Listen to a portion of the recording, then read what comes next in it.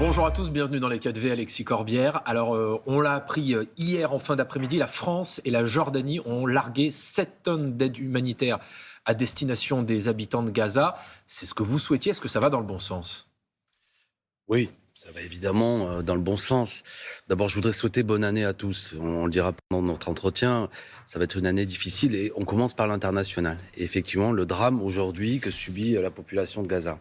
Que les choses soient claires. On a une pensée évidemment pour les 149 otages qui sont encore détenus par le Hamas et des otages israéliens. Mais rien ne justifie la barbarie des bombardements où on compte aujourd'hui, ce sont les chiffres que nous avons, plus de 20 000 personnes qui auraient perdu la vie dans le territoire, dans la bande de Gaza. 5 300 enfants.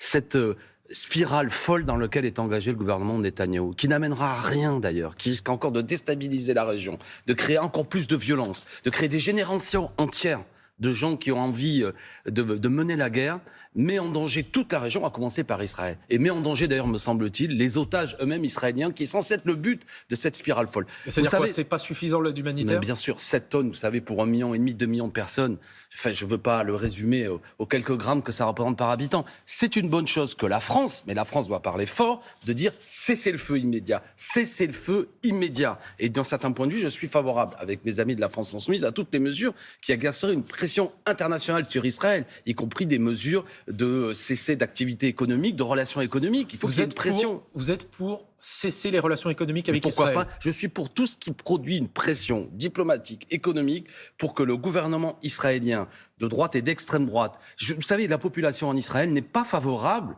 à cette spirale qui se met en place. Ce matin, vous nous dites qu'il faut boycotter économiquement Israël. J'ai le mot, il faut exercer des pressions, j'ai dit, créer les conditions que le gouvernement israélien revienne à la raison. Vous savez, monsieur Martin Griffiths, je crois que c'est un des responsables de l'ONU, a dit que Gaza est devenu un lieu de mort. Je vous le dis, monsieur Daré, mais quel que soit là où on a son cœur, si je puis dire, même si les Français, évidemment, sont attachés au territoire national, mais je vois bien, je ne suis pas naïf, qu'on a, certains sont plutôt pro-israéliens, d'autres plutôt pro-palestiniens. Mais je dirais, rien ne peut justifier, je le répète, le fait que des bombardements continuent et que nous soyons à ce chiffre terrible. Je viens de le dire, 20 000 morts. 100 journalistes ont perdu la vie dans les bombardements. Ces chiffres, ce sont les chiffres qui sont communiqués par le Hamas, même si on sait qu'il y a énormément, Quels effectivement, on sait qu'il y a énormément de je donne victimes. Est-ce que l'action d'Emmanuel Macron vous semble à la hauteur ? On voit bien qu'effectivement, il a quand même évolué sur cette question-là. Oui, non, mais moi je veux pas mégoter, comme on dit familièrement. 7 tonnes, y compris j'ai cru comprendre que c'est aussi des médicaments, etc. C'est une bonne chose, évidemment, parce que c'est un drame. Vous avez fait beaucoup de reportages là-dessus. Beaucoup de médecins qui sont sur le terrain décrivent les conditions terribles. Je le répète, on ampute des enfants sans anesthésie, sans produits anesthésiques. On en est là. Je parle des enfants dans les territoires de Gaza. La situation à Rafah, qui est la ville dans le sud de la bande de Gaza, est le lieu où il y a la plus forte concentration de population au monde aujourd'hui. L'hiver arrive. Il y a une volonté, si on a bien compris, dans ce qui semble fou de la part du gouvernement Netanyahou, c'est en gros de déporter une population, de la faire partir.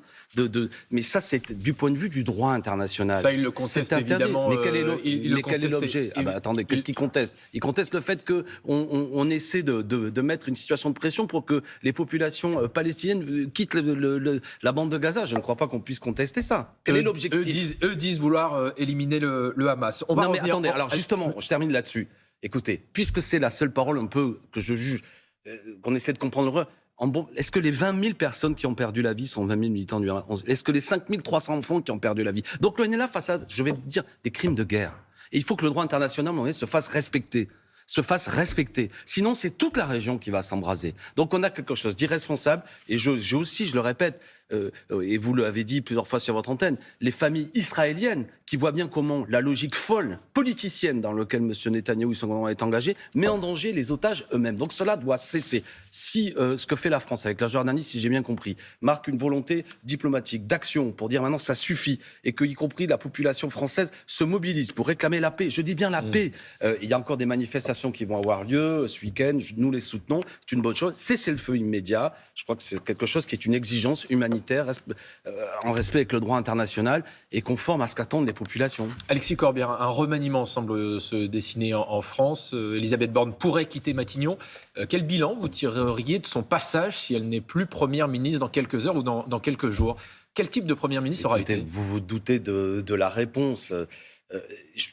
Madame Borne restera dans l'histoire comme celle qui a imposé aux Français 2 ans de plus de travail en plaçant la retraite à 64 ans, ce qui est une punition qui est infligée aux Français, qui n'était pas juste, pas nécessaire par rapport à notre système de retraite. Et on sait que de plus en plus de Français qui perdent leur emploi à partir de 55 ans n'iront pas jusqu'à la totalité de ces semestres pour avoir leur retraite complète et verront leur pension baisser. Donc c'est quelqu'un qui a fait mal à des millions de gens. Deuxièmement, c'est une première ministre qui a imposé beaucoup de choses à coup de 49.3. Ce que je veux dire, c'est que vous m'interrogez sur le remaniement. Bon, déjà, honnêtement, la question, c'est pas est-ce que Pierre va remplacer Paul. Sébastien Lecornu, Julien Denormandie, Richard Ferrand, ça change quelque chose ou pas? Bien entendu que non, puisque la politique restera la même. C'est pas les mêmes profils politiques quand même. Écoutez, je veux pas... je veux pas avoir une formule trop piquante. Le problème n'est pas le casting. Le problème n'est pas... La question, c'est quel est le scénario? De quoi s'agit-il? Est-ce qu'il s'agit de mener la même politique ou pas? Normalement, précédemment, l'usage était qu'on faisait souvent un remaniement quand un gouvernement avait échoué. Là, le président de la République, j'ai écouté ses vœux comme vous, nous dit qu'il a réussi, il assume tout et il veut continuer. Bon, donc il va continuer avec d'autres personnes parce qu'il voit bien que les gens sont usés. De quoi sont-ils usés? C'est que dans la population, ils sont rejetés. Normalement, en démocratie, un gouvernement qui n'a pas de soutien populaire doit comprendre qu'il faut changer sa politique. Il faut faire changer les gens. Mener une politique plus sociale. Vous savez, aujourd'hui, on a 9,2 millions de Français qui sont sous le seuil de pauvreté. Et on a les plus grandes fortunes françaises qui ont vu leur fortune augmenter de 58% depuis 2017. Donc peut-être que, vous voyez, sans être un grand économiste, on peut se dire que moins de pauvreté d'un côté peut passer par le fait qu'il y ait moins de richesses qui s'accumulent de l'autre côté, par des mesures fiscales qui ne vont pas dans le sens, au contraire, de faire en sorte que les plus fortunés payent de moins en moins d'impôts, mais au contraire, en organisant la redistribution. Le président de la République a utilisé ses vœux 13 minutes, où il a utilisé 7 fois le mot de réarmement. Eh bien moi, je dis que sa politique est un désarmement civique, affaiblissant les services publics. Ils ont fermé 6700 lits d'hôpitaux en 2022. 6700 lits. Vous savez, l'hôpital à Montreuil, chez moi, vous allez aux urgences, si vous avez un enfant qui est malade, tout le monde le voit bien. Bon, est-ce que c'est du réarmement républicain qu'affaiblir les services publics, ne pas aider l'école publique, etc. Vous allez avoir avec votre parti l'occasion de le porter et ceux qui porteront vos couleurs, notamment lors des élections européennes en juin prochain. Pour l'instant, la liste de la France Insoumise est créditée de 7 à 8% des intentions de vote. Certains poussent pour dire il faut une tête d'affiche à la tête de cette liste. C'est Jean-Luc Mélenchon qui doit l'amener. Ce serait une bonne idée ou pas? Mais personne ne pousse à ça. Je sais, j'ai une espèce de marronnier journalistique. Moi, je ne crois pas que ce soit le but. Non, mais Jean-Luc Mélenchon, à ma connaissance, n'a pas du tout prévu de conduire cette liste.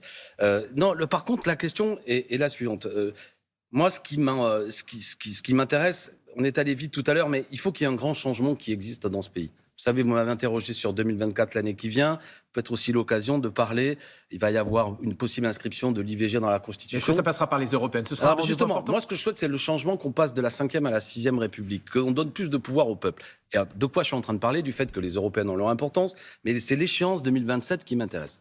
Ce que je suis en train d'essayer de démontrer, et on termine notre entretien, c'est qu'il faut que je suis favorable à l'union aux élections européennes, je parle de la gauche et des écologistes, pour essayer de montrer que ça n'est pas la marche inéluctable de la progression de l'extrême droite. Mais la gauche part désunie aux européennes. Eh bien, je le regrette. Je pense qu'il faudrait se rassembler, nous l'avons dit, sur une liste qui rassemblerait la NUPES, pourquoi pas même d'autres forces qui viendraient la rejoindre. Et je souhaite qu'il y ait non seulement une alliance électorale, mais une alliance politique et une alliance sociale pour créer les conditions d'un espoir de partage des richesses, je l'ai dit, de réponse écologique à la crise, de réponse démocratique, parce que les 49.3 de Mme Borne, je ne l'ai pas suffisamment insisté, 22 49.3, c'est ça qui caractérise la crise politique. On impose aux Français des politiques qu'ils ne veulent pas. Vous pouvez mettre, une fois de plus, Richard Ferrand, Lecornu, Normandie à la place de Borne. Si c'est de la politique du 49.3, les mêmes causes produisent les mêmes effets. Vous faites partie de ceux qui ont clairement fait part de leurs critiques ou de leurs réserves à l'égard de la façon dont était menée la direction actuellement de la France Insoumise. Parce que 2024, ça va marquer votre départ de la France Insoumise. Et pourquoi je partirais de la France Insoumise? J'en suis un des animateurs, un des fondateurs. Par contre, la consigne qui a été donnée par Jean-Luc Mélenchon, c'est faire mieux. Je souhaite qu'elle fasse mieux. Et donc, je mène un débat à l'intérieur. Il y a des choses qui me déplaisent. Vous avez peut-être vu que la députée Raquel Garrido a été sanctionnée. Je souhaite que les sanctions soient levées parce qu'elle avait fait entendre des choses que je ne comprends pas pour quelle raison il y a ce type de sanctions. Je pense que nous aurions pu avoir des paroles qui étaient plus compréhensibles dans certains moments, plus favorables à créer les conditions du maintien de l'unité. Vous savez, je ne suis pas naïf. L'unité, c'est toujours très compliqué de faire tenir des partis les uns avec les autres. Donc, la France Insoumise n'est pas morte.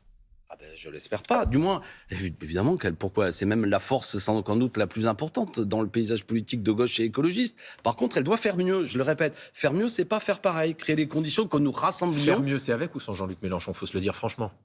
il est là. Enfin, je veux dire, il ne s'agit pas de l'évacuer. Vous imaginez la situation à laquelle vous me posez. Qu'est-ce que vous voulez que je dise? Je n'ai pas être dans une... Non, mais j'ai défendu 3 fois Jean-Luc Mélenchon. Je suis un de ses plus vieux compagnons. La question, c'est comment nous arrivons à créer les conditions d'un rassemblement large, notamment à l'occasion de l'échéance majeure de la Ve République et l'élection présidentielle. Qui c'est qui rassemblera tout ça? Qui est le mieux placé pour en parler? C'est ça, je veux que cette discussion puisse être menée tranquillement. Et dans ce cadre-là, moi, je veux exclure personne, je veux rassembler. Et pour rassembler, comme on est la force la plus importante de tout ça, nous devons nous créer les conditions que le plus de forces possible se sentent à l'aise dans ce rassemblement. C'est un enjeu parce que sinon, c'est une possible politique encore plus brutale qui se mettra en place avec Madame Le Pen, si c'est ça qui arrivait en 2027. Merci beaucoup, Alexis Corbière. C'est à vous, Samuel et Lucie.